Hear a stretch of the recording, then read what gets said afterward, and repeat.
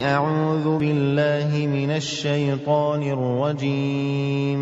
சபிக்கப்பட்ட ஷைத்தானை விட்டு அல்லாஹ்விடம் நான் பாதுகாப்பு தேடுகின்றேன்.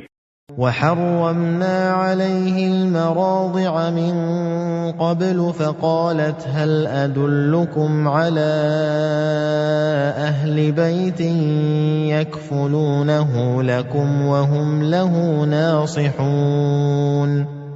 மேலும் இதர பெண்களின் மார்பகங்களிலிருந்து பால் அருந்துவதை விட்டு முன்னரே அக்குழந்தையை தடுத்திருந்தோம்.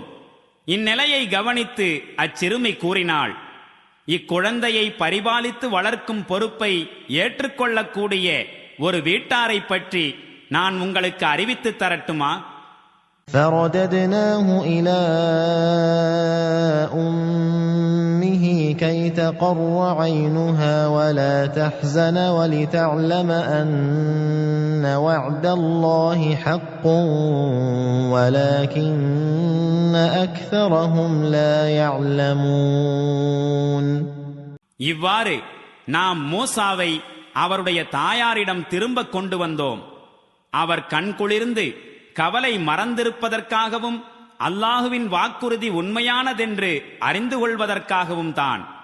ஆயினும் மக்களில் பெரும்பாலோர் இதனை அறிவதில்லை.